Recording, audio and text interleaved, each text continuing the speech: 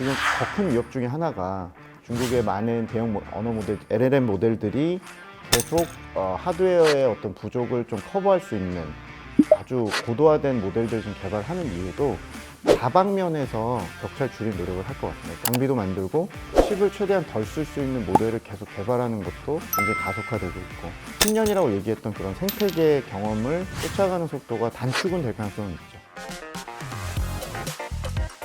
사실 낸드 쪽에서는 되게 양측 메모리가 퀄리티가 좋은 업체로 알고 있는데 어떤가요? 네, 지적하신 대로 업계 전원으로 보면 굉장히 평가가 좋은 편이고요. 이미 뭐 낸드 쪽에서는 기술력이나 수율이나 전반적으로 검증이 끝났다고 생각을 합니다. 그래서 사실은 낸드가 1등이 되는 방향으로 이제 가고 있다는 것, 그리고 지금 나온 계획들, 그러니까 아까 말씀드린 CSMT와 YMTC의 2028년까지 증설이 사실상 25년에 거의 2배로 만드는 계획은 다 똑같기 때문에 역시 CSMT 상장과 마찬가지로 곧 이제 상장하는 YMTC 역시도 상당한 시장의 임팩트는 좀 있을 것 같고요. 또 YMTC도 메모리를 만든다고 지금 D램 쪽 얘기를 하고 있기 때문에 좀 시장의 어떤 경쟁 구도가 좀 복잡해지는 계기, 그리고 그 CSMT, YMTC가 두 거두가 어쨌건 상장을 하고 자본시장을 통해서 계속 영향력이 커진다는 부분들도 완전히 개방된 주식시장은 아니지만 이제 해외 투자자 입장에서도 엔비디아와 뭐 저희 하이닉스 주도했던 이익 배분 구조의 균열이 나고 이익 배분이 조금 분산될 때 국가별로 봤을 때도 조금 중국 투자에 대한 부분들이 선택지가 좀 많아진 요인도 좀 될 거라서 두 개 기업이 다 상장하게 된 내년부터 과창 50 지수를 그래서 더 들여다 보셔야 될 것 같고 반응을 저희가 좀 지켜보고 있습니다. 어쨌든 CXMT 상장하고 이제 YMTC도 한 3분기 정도 상장하나요? 지금 아직 구체적으로 로드맵은 안 나왔는데 저희 예상은 빠르면 4분기, 그러니까 상장 기준이요. 그리고 좀 늦어지면 내년 1분기 정도로 예상하고 있습니다. 지금 5년 정도의 기술 격차가 있다고 하는데 어쨌든 그동안에는 중국이 한국을 잘 복제해 왔습니다. 그러면 반도체도 잘 복제하지 않을까요? 어떻게 보십니까? 일단 뭐 저희 담당자라든지 저희 업계에서 이렇게 들으면 중국 내에서만 볼 때는 아직 그런 격차 축소라든지 생태계가 국산 장비를 채택해서 국산화 시켜서 이거를 꾸려간다는 경험 자체가 너무 없어서 아무리 뭐 압축 성장을 한다 해도 과거 뭐 태양광 디스플레이처럼 쉬운 문제는 아니라고 중국 내에서도 보는 것 같습니다. 그래서 내년이나 내후년까지 정부 주도 하에 뭔가 국산화라든지 기술 쪽 고도화하는 것들이 위협은 되겠지만 아마 시장에서 인식하실 때 당장 그 격차가 더 줄어든다라고 아주 크게 느끼실 것 같진 않고요. 내년까지는 그냥 그 증설의 게임, 그리고 가격의 예봉이 어떻게 꺾일 거냐, 그리고 중국의 MS는 어쨌건 올라올 거기 때문에 점유율의 상승 속도 이런 것들을 평가하실 것 같고요. 저희가 뭐 9월에도 그렇고 이제 탐방을 또 자주 가게 되는데 국내에서 오면 이제 중국 쪽 메모리 기업들도 안 만나주죠. 이제 뭐 저희 같이 민감하지 않은 인사들이 가도 탐방 잡기는 어려워서 상장을 했다 하더라도 CSMT 같은 데는 못 가볼 것 같고요. 아마도 그 후공정이나 관련된 장비 업체나 밸류체인에 들어간 업체들은 이제 갈 수 있기 때문에 그런 데를 가서 저희도 분위기를 좀 파악해 보려고 하고 있고요. 어쨌건 국내에서도 CSMT 동향을 이제는 공개된 기업이기 때문에 좀 더 이제 파악해 가실 것 같고, 제가 올해 5, 6월에 처음 CSMT 상장했다고 할 때 오히려 더 공개가 되니까 기술력이나 여러 가지 측면에서 이제 불확실성이 좀 더 해소될 수는 있을 것 같다고 했는데 그 생각이 내년에도 크게 변함은 없습니다. 그래서 오히려 그 부분은 조금 더 제외해 두고 시장의 수급으로만 좀 바라보시지 않을까라는 생각을 좀 갖고 있습니다. 당분간 3년, 5년 정도의 타임라인에서는 증설과 가격이 이슈고 한 10년 정도로 봤을 때 이제 기술 격차에 대해서 이야기할 수 있을 거고 지금의 중국 정부가 갖고 있는 밑그림이면 10년 정도면 기술 추격이 가능해 보이십니까? 중국의 최근의 구도를 말씀을 드리면 어쨌건 시진핑 주석이 14년 정도 지금 임기를 했고 아시겠지만 이제 내년 10월 달이 당서기 기준으로는 이제 집권 4기를 하느냐 마느냐 지금 분위기로 보면 할 것 같은데요. 이 얘기를 제가 드리는 이유는 본인 정치 스케줄하고 기술 국산화, 뭐 테크 입국, 뭐 여러 가지 측면에서 지금 굉장히 그 기술 쪽과 생산성을 강조하고 있는 시 주석 입장에서는 뭔가 성과 지표로서 계속 이쪽을 부각시키고 있는데요. 당연히 메모리 쪽에서 기술력 격차 좁히는 것도 있겠지만 지금 더 큰 위협 중에 하나가 중국의 많은 대형 언어 모델, 그러니까 LLM 모델들이 계속 하드웨어의 어떤 부족을 좀 커버할 수 있는 그런 효율성을 높이는 아주 고도화된 모델들을 지금 개발하는 이유도 다방면에서 격차를 줄이는 노력을 할 것 같습니다. 그러니까 장비도 만들고 칩도 자체의 어떤 중요성도 있지만 칩을 최대한 덜 쓸 수 있는 모델을 계속 개발하는 것도 굉장히 가속화되고 있고, 그래서 그 다방면에서 노력들이 어느 시점에 딱 모일진 모르겠습니다만 아까 10년이라고 얘기했던 그런 생태계 경험을 쫓아가는 속도가 더 단축은 될 가능성은 있죠. 그러니까 시대가 지금 중국 내에서 예를 들면 토큰 호출량이 지금 압도적으로 이제 미국을 거의 5배를 앞설 정도로 작년부터 지금 이쪽 모델 쓰는 사용량 자체가 엄청나게 커지는데, 이 배경은 중국 정부가 이걸 공공재로 만들려고 하고 있거든요. 저희는 이제 시장이 점점 더 토큰 호출량의 확장성보다는 이걸 얼마나 싸게 쓸 수 있느냐, 그리고 얼마나 이걸 잘 활용할 수 있느냐로 가고 있는 게임인데, 중국이 여러 가지 측면에서 우위를 갖고는 있습니다. 에너지 비용이라든지 데이터 센터 건설 속도나 비용, 이런 것들이 저항이 적은 편이고, 모델도 쉽게 쓰게끔 지금 하고 있고 계속 싸지게 만들고 있죠. 만약에 지금 판도로서라면 중국과 우리나라의 격차가 굉장히 클 수도 있겠지만, 생태계를 전반적으로 활용해서 이걸 뭐 심지어 피지컬 AI까지 가는 과정이라고 했을 때 중국은 조금 더 생태계가 넓고 맨파워나 이런 쪽에서 모델이라든지 응용이나 생태계를 가진 기업들이 좀 있기 때문에, 우리가 지금 홍콩에 많이 알고 계시는 알리바바나 중국의 CSP 기업들이 상당히 다방면에서 좀 쫓아오기 때문에 이런 부분은 동시에 좀 체크를 해야 될 것 같습니다. 그러니까 반도체만 특화시키면 저는 시간이 있다고 보는데, 그걸 활용하는 관점, 병목 해소 이후에 그러니까 중국 특유의 그런 AI 활용법으로 간다고 가정했을 때는 다른 해석들도 하실 수도 있을 것 같습니다. 그렇지 않아도 중국의 키미가 엄청 기술력이 뛰어나다는 이야기를 들었었는데 토큰 노출량이 중국의 양이 미국의 5배라는 건 처음 듣습니다. 최근에 오픈라우터나 이런 이제 집계 기관들이 한 거 기준으로는 최근에 저희도 한 6개월 정도 이렇게 많이 이렇게 정보 업데이트 해드리고 있는데요. 속도가 무섭습니다. 호출량 자체가 뭐 그쪽 개발자들도 그럴 거고, 기본적으로 거의 미국과의 격차가 거의 기하급수적으로 벌어지고 있고요. 물론 이제 이게 많다고 해서 좋은 건 아니고, 중국 정부 기조 자체가 이거를 그냥 공공재로 싸게 해서 많이 쓰게 해줄게라는 방향으로 지금 가고 있기 때문에 활용도 게임이 될 거고요.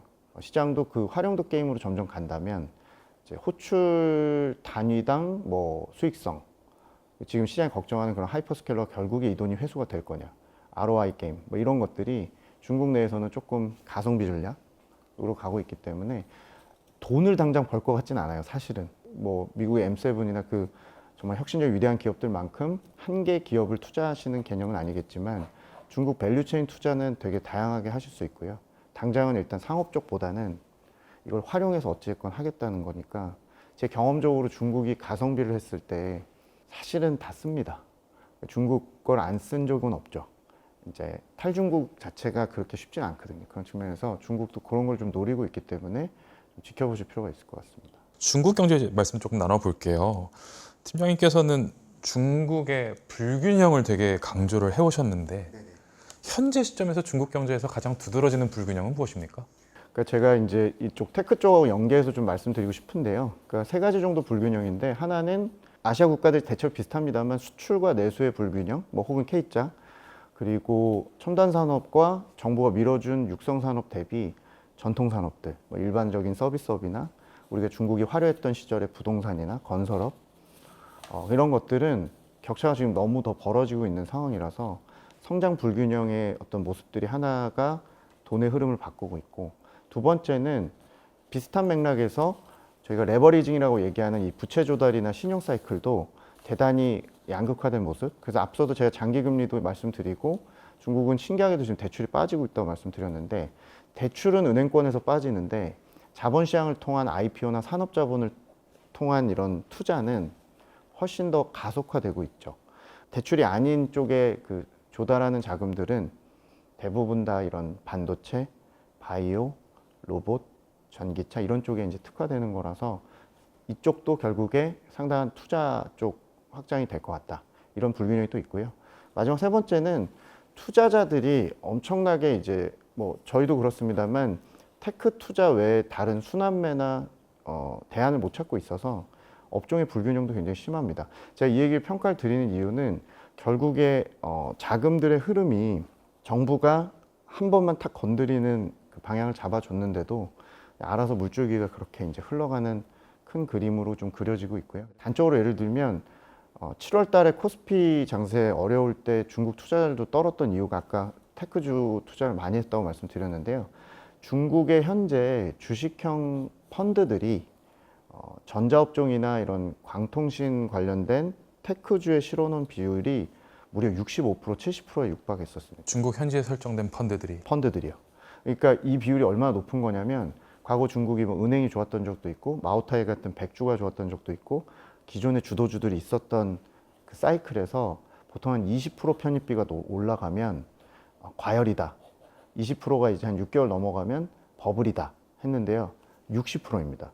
무려 이번 2분기에 40%였던 비율이 60%로 또 올라갔죠. 뭐 세상이 다 지금 전체적으로 테크에 몰입하고 있다고 보셔도 되지만 중국이 이렇게까지 과몰입하는 이유는 지금 사이클이 모든 돈의 방향이나 흐름이나 본인들의 정책들의 그 흐름들이 다른 데 갈 데가 없고 오직 테크밖에 없다라고 보고 있다는 걸 시사하고요. 이 부분이 결국 이 배경 하에서 앞으로 돈의 흐름은 성장도 한쪽이고 수출도 단가의 맛을 받고 돈도 대출보다는 이쪽으로 오기 때문에 앞으로 중국에서 뭐 나오는 IPO라든지 전체적인 테크 투자는 훨씬 더 조달하기가 쉬워지고 투자는 더 확산되는 형태가 될 거라고 보여집니다. 그럼 중국 현지 펀드가 자산이 100이면 그 중에 테크가 65라는 거예요? 사실상 그 주식형 펀드들은 그 정도 비율로 지금 갖고 있습니다. 이번 7월 조정 이후에도 여전히 테크 주식들 많이 갖고 있고요. 여기서 말씀드린 테크는 알리바바나 이런 테크가 아니라 하드 테크 쪽에서 이제 투자들이고, 물론 이게 이제 내년에 유니트리나 뭐 여러 이제 피지컬 AI 기업들이 또 상장하는 과정에서 분산은 될 텐데, 제가 되게 오래 중국 매크로를 봤지만 지금처럼 구조적으로 내수가 나빴던 적도 없는 상황이라서 돈들이 다른 쪽에 순환매가 크게 되게 좀 어려울 것 같습니다. 버블 논란은 반복될 것 같고요. 또 관련 기업들의 조달은 쉬워질 거고, 또 중국의 장점이란 미국보다는 국가 자본이 좀 더 들어가 있기 때문에 지속성 있는 투자를 하는 계기는 될 것 같습니다. 근데 제가 미리 걱정한 걸 수도 있는데 중국이 이런 식으로 한쪽에 몰린 것도 이례적이라서 앞으로 관련 투자들이 다른 나라의 추격을커녕 하려고 하면 이미 공급 과잉이 돼 있는 산업들이 많지 않을까. 그래서 결국에 중국의 구조 조정을 또 기다려야 되는 산업이 많아지지 않을까라고 걱정을 하고 있습니다. 그럼 이런 불균형 상태에서 중국이 테크 기업들의 상장을 독려하고 속도를 내는 건 어떤 의미가 있는 건가요? 그러니까 과거에 중국도 장이 좋을 때는 어차피 주식 발행은 늘어나는 거고 IPO가 흥행할 때 보통 장세 끝냈다고 할 정도로 후행적인 건 맞는데, 자본시장을 활용하려는 방식이 이제 중국 정부도 꽤 진지해졌고, 은행권 대출이나 이런 쪽 방식, 그리고 각 나라들이 그 굉장히 비난하는 그런 보조금이라든지 그런 쪽보다는 정부는 그냥 위에서 설계를 하고 내가 특례 상장을 통해서 이번엔 CSMT고 그 다음은 로봇인 유니트리고 그 다음은 로켓 업체고 정부가 이제 궤도를 이렇게 설정을 하고요. 민간 자금과 기관 자금이 동시에 이렇게 들어가서 하게끔 이렇게 이제 물줄기를 좀 터주는 거죠. 근데 시장 상황이 다른 산업을 보고 싶은 여유가 있으면 분산이 알아서 될 테고 흥행이 안 될 텐데, 지금 상황은 뭐 갈 데가 없는 상황이라고 말씀드렸잖아요. 그러다 보니까 알아서 잘 따라가게 되는 형태가 되고요. 그러니까 중국 정부가 어떤 산업을 키우는지 알고 싶으시면 그 순서가 어떤 건지 보시려면 누굴 특례 상장해 주고 있고 누굴 순서대로 지금 올리고 있는지를 전략적으로 판단하시기 매우 쉽습니다.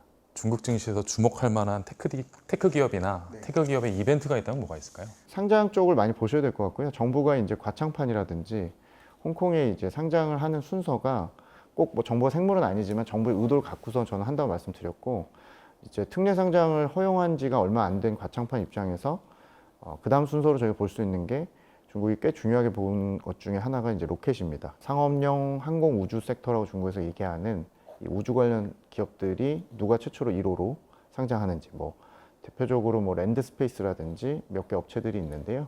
이 업체들 좀 지켜보실 필요가 있을 것 같고, 양자라든지 BCI 같은 이제 뇌에 칩 이식하는 임플란트 형태 그런 기술 관련된 육성 기업들도 상장을 지금 다 해놓고 신청해놓고 지금 기다리는 상태라서 15차 5개년 계획이 지금 올해부터 시작인데 관련된 초장기 육성 산업들 IPO도 좀 주목하실 필요가 있을 것 같습니다. 아마 저희가 상장하면 저희가 이런 것들 저희도 이제 자료를 쓰는데 이제 흥행도도 좀 봐드려야 되고요. 왜냐면 정부 방향대로 지금 가고 있는데 흥행이 처참하거나 관심도가 이제 현실적으로 다시 돌아온다면 또 중국의 또 궤도가 좀 달라질 수 있기 때문에 IPO 속도도 좀 중요할 것 같고 산업들도 우선순위를 저희가 이렇게 보고 있는데 연말까지 이제 YMTC를 제외한다면 이런 기업들 보실 필요가 있고 무엇보다 YMTC도 국내 입장에서는 연말일지 내년 1분기로 미뤄질지 좀 보실 필요가 있을 것 같습니다. 지금까지 팀장님과 말씀 나눴던 건 과창판 시장 이야기였어요. 근데 팀장님께서는 1년 전부터 차이넥스트 시장도 조금 지켜봐야 된다고 말씀하셨습니다. 두 시장에 대해서 좀 설명 좀 부탁드리겠습니다. 그 차이넥스트는 국내에서 이제 차스닥이라고도 알려져 있는데요. 지수가 생긴 지 좀 됐지만 국내 투자 비율은 높지 않았고 이유는 일단 그 창업판이라고 하는 이 차이넥스트 지수 안에 있는 종목이 역시 개별 종목 투자가 어려웠고 대표 종목이 이제 CATL일 정도로 뭐 배터리나 전기차 최근에 좀 조정을 받았던 산업들이라서 차이넥스트 추천을 드린 이유는 장기적으로 이 지수에 편입된 종목들이 진짜 중국에 실력이 있는 지금 수출을 잘하고 지금 글로벌 영향력이 커지는 자본재나 중간재, 캐펙스에 특화된 그런 하드테크가 많습니다. 그러니까 저희가 중국 시장이 좀 헷갈릴 수 있는데 중국 상해심처는 제조업이 많고 홍콩은 서비스업이 좀 많은 구조를 갖고 있는데요. 특히 제조업 중에서도 우리나라를 위협하는 1등 기업들이 누구냐 그러면 대체로는 이 차이넥스트에 들어가 있고 또 하나는 중국 투자하는 데 있어서 굳이 내가 중국 투자까지 할 필요가 있냐고 생각했던 것 중에 하나가 뭐 국가적인 리스크도 있을 것이고 개방도 안 돼 있고 또 하나는 리스크 대비 마진이 작다는 거죠. 그러니까 과거에 이 기업들이 수익성이 높지 않았는데 지금 중국 내 이 차이넥스트에 있는 기업들은 돈을 되게 잘 법니다. 그러니까 리스크 대비 충분히 신흥국 안에서는 그 ROE 같은 것들 수익성 지표 좋은 이제 기업들이 많아지고 있어서 좀 관심 갖고 보시면 저희가 이제 장기적인 관점에서 중국이 제조업과 공급망의 경쟁력이 저는 최대 우위라고 보고 있습니다. 지금 내수가 안 좋아서도 있지만 정부의 방향이 그렇습니다. 그래서 혹시 우리나라를 투자하는 데 있어서 반대편에 있는 이제 일종의 저희를 괴롭히는 기업에 대한 투자들을 해지 측면에서 하신다면 적격인 게 이 차이넥스트 투자라고 생각합니다. 그래서 차이넥스트를 지수용으로도 투자하셔도 되고 일부 이제 공개된 종목들이 홍콩으로 재상장을 하고 있기 때문에 대표적으로 CATL 같은 기업들 또 광모듈을 하는 뭐 이노라이트라든지 이런 기업들이 있습니다. 그래서 홍콩에도 투자 가능하시니까요. 우리나라 투자의 비율이 뭐 70%라면 일부 미국이 뭐 20%고 중국 쪽에서는 이런 기업들 또 10% 정도씩 담으시는 전략으로 차이넥스트 얘기를 좀 계속 꾸준히 드리고 있습니다. 상반기에는 팀장님이 말씀 주신 대로 사실 한국 증시가 전 세계의 관심사였잖아요. 하반기 중국 시장은 어떻게 전망하십니까? 저는 사실은 여러 가지 한계 때문에 제가 중국을 추천드리지만 그래도 뭐 당장 지금 자본시장 측면에서 뭐 인류 국가 측면에서 시장으로 보실 필요는 없을 것 같고요. 다만 신흥국 안에서 지금 대만과 한국 증시 비율이 굉장히 높은 편입니다. 50% 넘어섰고 그런 측면에서 약간 이제 균형이 좀 다른 쪽으로 분산될 때 중국, 홍콩, 인도 이 세 개 시장은 다시 비율이 좀 올라갈 수 있다라고 생각을 갖고 있고요. 일단 아시아 공급망에서 갖고 있는 장점이 중국도 있는데 대만과 한국 다음 수준이었기 3위국 정도였기 때문에 사실은 투자자들이 당장 뭐 코스피가 어려워졌다 해서 중국으로 넘어가거나 이럴 수 있는 여건은 아닌 것 같습니다. 그래서 선별적으로 중국이 잘하는 것들 중심으로 중국의 뭐 에너지 또 중국에서 뭐 CSMT 관련된 밸류체인 장비 기업들 또 중국이 지금 잘하는 바이오 기업들 또 차이넥스트에 있는 그런 테크 기업들 또 홍콩에 지금 저가 메리트가 있습니다만 이제 많이 빠진 알리바바 같은 중국 내 CSP 사업자 이런 쪽을 조금씩 담으시면서 굉장히 비율이 작으실 겁니다. 그래서 확장을 할 수 있는 계기 정도는 마련이 될 것 같고요. 그렇다고 해서 뭐 지금 당장 이제 한국 장세가 좀 꺾였으니 그 다음 외국인이 뭐 당장 중국으로 갈 거다라는 것도 저는 아닌 것 같고요. 그래서 중국이 완전히 공급망이 굉장히 그 좋은 편이기 때문에 그런 쪽 공급망을 조금 살리는 투자를 조금 분산으로 하실 필요가 있을 것 같습니다. 아까 팀장님께서 중국이 반도체 빼고 다 인류다라는 표현 쓰셨잖아요. 전 되게 공감이 가더라고요. 그만큼 한국을 잘 추격하고 복제해야 한다는 이야기일 것 같아요. 이 중국의 추격에 한국은 어떻게 대응해야 된다고 보십니까? 일단 한국은 중국과는 이제 전반적인 관계나 경제 관계는 사실 이제는 우리가 돈을 많이 버는 구조라기보다는 뭐 광물이든 생산재든 중간재든 리스크를 좀 막는다는 측면에서 중국과의 어떤 협력 이런 것들 유지하는 가운데 어쨌건 간에 저희는 미중 사이에 껴서 공급망 수혜를 보는 국가고 중국과 불가피하게 이제 중국이 국산화가 높아질수록 경쟁 구도로밖에 갈 수가 없기 때문에 되게 뻔한 얘기지만 중국이 지금 국가나 자본이 사활을 걸고 해외로 나오려고 하고 있고 이제 저희와 비슷한 테크 산업들에 열중을 하다 보니까 이제 틈새를 참는 노력은 계속 해야 될 것 같고요. 그 비미국 시장에서 생각보다 중국을 배제하는 쪽보다는 허용하는 쪽이 더 많아질 가능성이 있기 때문에 진출 전략 병행을 하면서 우리나라도 산업단의 구조 조정이 좀 빨라질 필요가 있을 거라고 개인적으로 생각하고 있습니다. 중국의 충격이 오기 전에 자체적인 자발적인 구조조정. 네네, 계속 해야 된다고 보고요. 중국도 지금 구조 조정을 하고 있고 크게 관심 없으시겠지만 중국도 지금 뭐 공급 개혁이라고 그래서 내부에 이런 지나친 산업 간의 경쟁이 많습니다. 그러니까 중국은 구조 조정도 지금 격하게 해야 되는데 속도전이 될 것 같습니다. 그래서 중국이 만든 그런 공급 과잉 폐해들 산업들이 너무 많은데 뭐 이런 중후장대 산업 포함한 산업들의 구조 조정도 좀 날카롭게 서로 지금 지켜봐야 될 것 같고요. 그리고 중국 역시도 산업단에서 지금 비효율이라든지 앞으로 이 국가 자본이 끌고 가는 데 있어서 장단점이 있기 때문에 그런 거에 대한 그 어떤 틈새들을 계속 저희가 공략을 하고요. 저는 이제 주식 쪽이라서 중국 주식도 좀 가져가야 된다는 생각이지만 그런 측면이 아니라 제가 그냥 국가 산업 측면에서만 본다면 중국이 굉장히 지금 그 생각하신 속도들보다 훨씬 더 빨리 증설하고 할 수 있기 때문에 그 속도전에 대해서 저희가 좀 계속 고민해야 될 것 같습니다. 근데 중국 내수는 아까 말씀 살짝 주셨던 것처럼 대단히 안 좋잖아요. 대단히 안 좋죠. 그러면 이게 중국이 공급 개혁을 하는 주 원인일까요?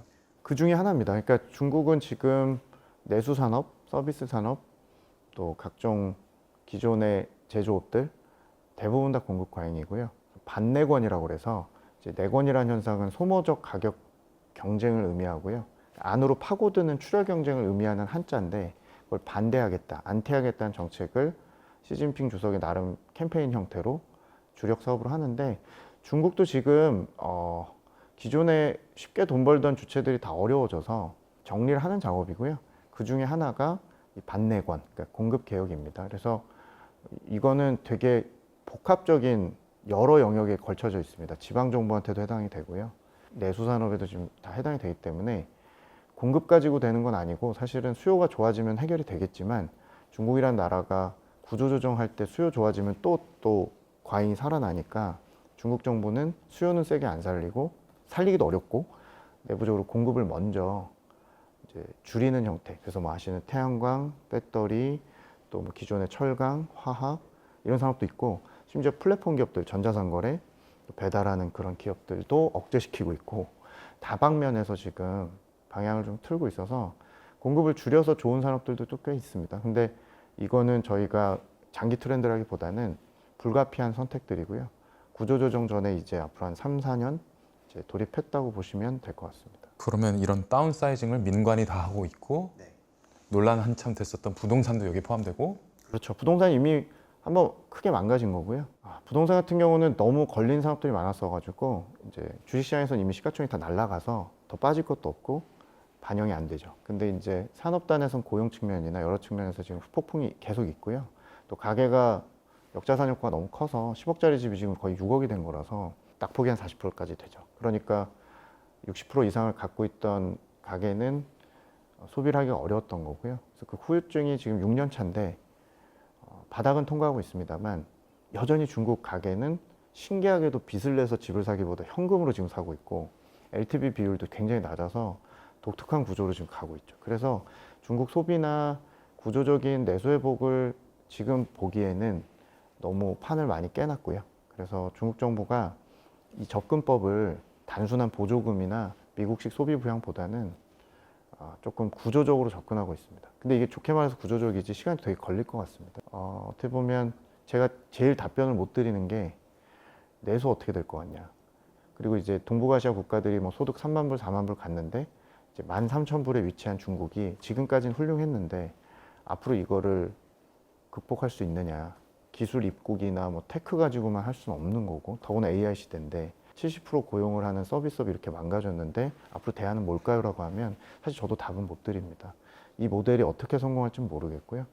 개인적으로는 여러 방면에서 노력은 하겠지만 내수는 상당히 좀 이제 억제되고 수렴된 상태에서 장기 불황 비슷하게 흘러갈 가능성도 있어 보입니다.